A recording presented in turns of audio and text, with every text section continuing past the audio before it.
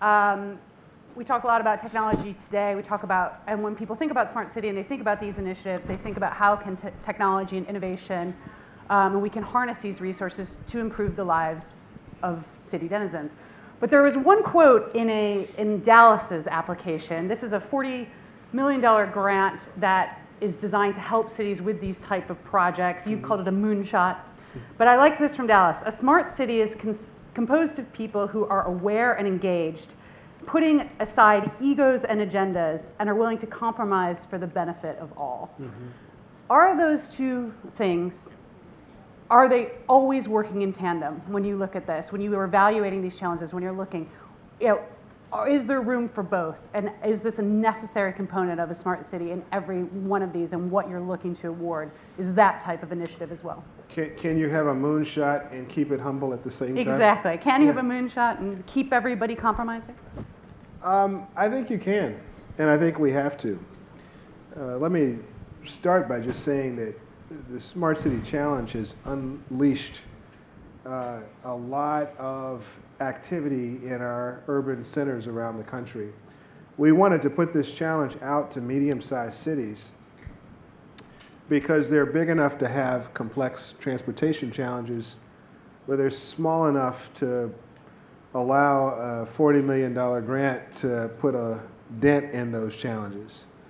And we've already seen upwards of $500 million in commitments from these cities to help tackle their transportation challenges. So if that is an indication of the level of working together that is happening in the 7 finalist cities, if we can replicate that in other parts of the country, that actually bodes well for us. But getting to your point, I think we have to think of our transportation system as a system of systems. And so you have a rail system, you have a transit system, you have a highway system. But from a federal perspective, those systems are stovepiped. We have different regulatory and funding streams for all of them. And so if you're a mayor or a city council member or just a citizen, it makes little difference or sense to you whether the funding stream is coming from one pot or another. What you care about is, if you are at the bus stop, does the bus come? If you are waiting for the train, does the train come? And does it get you to where it's supposed to get you? And so what I think the Smart City Challenge really has helped us do is, number one, it's helped us imagine the future differently. And the way that we have structured it, we haven't been prescriptive about how you imagine that future. We've actually allowed the cities to actually encourage them to create conversations in their own communities with their own stakeholders about what kind of future they want to have. Secondly, we've gotten them thinking about how technology can play a role in shaping the future differently. How will autonomous vehicles, for example, how will electrification change things? How will land use policies help things? And third, we have really emphasized partnerships. And so, I don't think the future of transportation can be done well if our citizens don't feel some level of ownership in the outcome. And that means all citizens. We're here in New York. I'm in the middle of the power broker. And, there's some great examples of smart thinking here. There are also examples here of decisions that were made that didn't take everyone's voice into account, and in fact did the opposite and made it harder for communities to thrive here. So we think a smart city also is one in which every citizen, no matter where they come from, is included in the thought process, and that the areas in which they live are part of what is seen as a growing, thriving community. I mean, of the 7 cities, and it's really fascinating to go through and read the applications, there's tremendous diversity, both in terms of demographic diversity, but a lot in terms of economic diversity. One of the finalists is Pittsburgh, and 2 of the finalists are San Francisco and Portland. Those are very different cities. They face very different challenges. Austin is also one of them. When you're looking at this as well, one of the things you're passionate about and you speak a lot about is using these type of initiatives to bring economic opportunity to disadvantaged neighborhoods, and as you said, bringing everybody into the mix, back into the mix. How, when you look at that sort of range from a Pittsburgh to a San Francisco, how do we do that when the challenges are so different? How do we leverage solutions that work and that can be harnessed to really deliver benefit to reduce this sort of inequality issues? It's a great question. And one of the things we know about transportation in the 21st century is that our population is urbanizing. People are moving to cities. And that's having an impact in different ways in different places, as you point out. San Francisco, for example, is a city that actually is well known for having a very diverse, very active community, but one where the pressures, the economic pressures, are making it hard for people at the lower end to stay in San Francisco. Pittsburgh is obviously a city that in the 70s and 80s went through some very tough times, but you're starting to see a city that's reinventing itself in some dramatic ways. And so I think one of the challenges that we take seriously in evaluating these cities will not be how are they taking, how would Pittsburgh handle the problems of San Francisco or San Francisco the problems of Pittsburgh, but how are they developing an inclusive vision of their cities, and how does technology and the role of transportation in that particular place play a role in creating that climate of inclusivity? I mean, one of the things that stands out in so many of the applications is the creation of almost a hub of innovation and technology that connects university, that collects government, that collects private as well, which in mind is less about the funding than it is about the structure. And I see that as one of the biggest moves in sort of some of these applications that you're seeing. How is there a way to get that to happen independently, naturally, grassroots level up, as sort of at the core of a lot of this change that we're seeing? Yeah, and in fact, you're touching on one of the key things that made us want to do this challenge in the first place, which is whoever the winner is, that's great. But what we really wanted to do was to start a wave of thinking in the country that started cities and communities thinking about the future in radically different ways than we have. You're talking about a country where we've not had a surface transportation bill for a decade or so, until last year. And so the planning process and the thinking process, we really, to the extent we've been thinking in a box, and we wanted to kind of blow that box open a little bit. So we got 78 applications for the Smart City Challenge between December 7th when we opened the challenge and February when we closed it. 78 cities. That means 78 cities have begun this thought process about how all of these things fold into their futures. And our goal as a department isn't just to have one winner, but it's actually to take all of those 78 applications, look at our programs, and to figure out how we can help each of those cities advance those plans. Now, if we have 78 cities thinking differently today, it'll be twice that tomorrow, and I think it will happen organically if we do the follow-up correctly. And our goal, of course, is to ensure that all the cities are able to advance their plans. Speaking of moonshots and autonomous vehicles, which you brought out, which is at the heart of a lot of these plans, electric fleets, let's pare back a little bit of the hype about driverless cars. Okay. Let's actually look at the reality of this. In your mind, in the Secretary Fox's mind, how soon are we to this actually becoming a reality? How transformative are they actually going to be in terms of mobility, particularly for the elderly disabled? And is there a possibility that as much as we view this as a true panacea, a true ability to build connected, less trafficked, smarter cities, isn't there also the converse possibility that it's more traffic as people flood to the roads? It actually can be less energy efficient as cars, as we take decades for people to go away from their cars. Pare away from the hype and give me your vision of what the reality is of autonomous vehicles. So, a couple of things. I do think autonomous vehicles have transformative power. Some of the studies that we've seen on both connected autonomous vehicles suggest an 80% reduction in accidents and fatalities, which would be hugely significant. You add on top of that the potential for better mobility. I have a 98-year-old grandmother who's never had a driver's license in her life. And the possibility that she could decide to take a trip to her doctor's office or wherever using one of these things, the ability of people who've previously not had a great level of mobility to have mobility is actually pretty astounding. So let's get to like the art of the possible here. Look, I think that the technology is going to be ready in a period of years, and I would say single digits.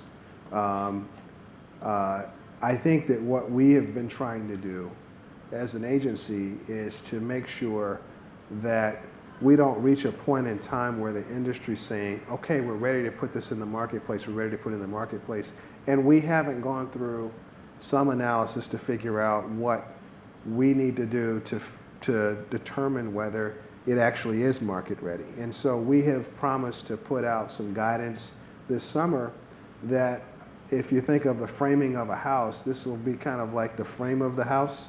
There'll be a lot more material that'll get added to it over time. But we want to make sure that we've thought about what is the federal role here? What is the state role?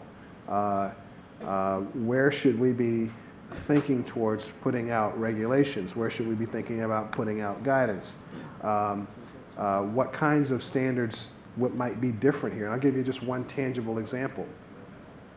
The federal role with automobiles has historically been to regulate the vehicle itself, just the physical car. And they all have to go through tests through our National Highway Traffic Safety Administration. We've left the role of regulating the operator primarily to the states. So that's why you get your nice DC DMV. Yeah, you get to have your nice experience at DMV every once in a while. Well, what happens when there's software that behaves like the driver and the hardware behaves like the car? You know, does that mean that we regulate at the federal level, and once we've seen one of a type of vehicle that we've approved, that we have some additional set of standards that then say that the software is okay, and therefore, what does that mean for you? Do you have to go to DMV now? Those are the types of things that we're trying to at least make an assessment about, so that there is a pathway for the layers of regulation and guidance to be built on top of it. So we're hoping to put that framing up in short order. Let's go one step deeper on this. Okay. Because I'm a former lawyer. So I was at a dinner recently with some executives who are in head of the driverless unit of a car company, and I was stunned by what they said, in that they feel the technology is ready. Mm-hmm. They feel we don't even need separate lanes, that actually they could deploy the fleet right now onto the road. One of their biggest concerns was product liability, and what happens when there will be a catastrophic accident, and how we can get to a point as a media, number one, and as a society that will accept these early accidents, these early fatalities that are due to the fault of a programming error, of a algorithmic error in terms of, and what they were saying was, just as what you said there about putting the framing on and actually wanting that type of thing, but also wanting sort of a discussion of how are we going to get through these early stages of liability issues. And I'm wondering how much that comes up through you as well. Yeah, so I think there are two issues there. One is sort of how do you imagine those standards to be? Is this an extension of our current model where the individual driver, or perhaps the rider in this case, has some measure of insurance? Is this like an airline model where the operator is considered to be the creator of the software, And these are questions, this is the type of thing that I'm hopeful that we're able to cast some light on and start providing some measure of clarity on these issues over the next several months. The other issue, though, is the issue of acceptance by the public. And I think here, I would say the auto industry is taking an incrementalist approach to this technology. You actually have some automated-like functionality coming into cars today. And I think I would hazard to guess that most of the automakers are probably thinking that the consumers probably want to be gradually brought into this as opposed to having it come at them in one fell swoop. And,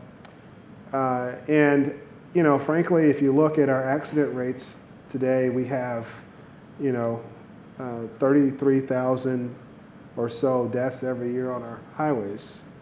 And every one of those is a mom or dad or son or daughter or somebody who's a real person, a three-dimensional person. And we don't want to lose anybody. The possibility that we could reduce those accidents and fatalities by 80% is pretty amazing. But you also have to take into account that I think like 94% of the accidents and fatalities we have are attributable to human error. So if we eliminated human error from the equation and we could reduce, that doesn't mean eliminate accidents, it means reduce. And I think you know, if the public has the expectation that these are going to perform perfectly, that's probably an unreasonable expectation. And the other issue that we think about, frankly, is this transition period between the time where you have a close to 100% autonomous environment and the time when you have sort of a mixed grouping of traffic, mixed between human beings and automated cars. And that's also an area of concern that we're thinking about and hopefully developing some good ways to work towards. We don't have that much time left, Sally, but I want to close with something I spent a lot of time thinking about as well. But, you know, and which touches on what they closed on with the last session there. You just said, you know, until last year we hadn't had a infrastructure bill. We continue to struggle to get a long-term infrastructure funding bill. It's one of the perennials of Washington. We have an underfunded, you know, public transport in our cities at $86 billion. I think the number is over $300 billion for under. And one thing that people say to me that's so fascinating is people complain about it. You know what's going on with the Washington Metro right now, but they don't vote on it. They don't vote on it. You still can't get people to put their vote where their mouth is on infrastructure. And year after year, election after election, we sit in this totally stymied. Our bridges are crumbling, our roads are where they're at, but still, even though it's the one thing that almost unites us all as a people, we still can't get action. And if you're looking ahead and you look at your legacy, but you're also looking ahead, what do we need to make that change? Where do we get to towards it clicks and we get that infrastructure and we so desperately need? I think we need a new era of big ideas. And that's one of the reasons why technology is so interesting in this space now, is because there really are some big ideas that could dramatically transform the way we travel. People, you know, this great city that we're in today has one of the finest subway systems in the world, if not the finest, but it is part of the same system of those $86 billion of backlogged infrastructure needs that we have. But when it was proposed, it was a huge idea. And there was a lot of opposition and a lot of food fights over it, but it ultimately got done. I think we need to go bigger as a country. And you know, in other words, when I was a mayor, I kept arguing for big things because the last thing you want to do is go ask people to pay more money for the same lousy commute they have every day. You want to give them something better. And to give them something better, you got to go bigger. And that's why I think we've got to just have an era of big ideas. That's one of the reasons why I came up here almost a year ago and said it was almost criminal we hadn't fixed the Hudson tunnels because yeah, it's a big project, but we need the project. And by the way, if we don't do it, it's going to be cataclysmic economically up here. And, you know, we had some interesting dialogue with your governor. But at the end of the day, the project is moving. And that's the most important thing. So I've been trying to push for big things, but I think the money follows big things. I don't think the voters are motivated by telling me my commute gets to stay the same if I invest. I think they're motivated by what's going to get me there faster, safer, and more efficiently. Great. Thank you so much. That was fascinating. I could talk about this all day. Thank you. Thank you. Thank you so much. Thank you. Okay. It's great.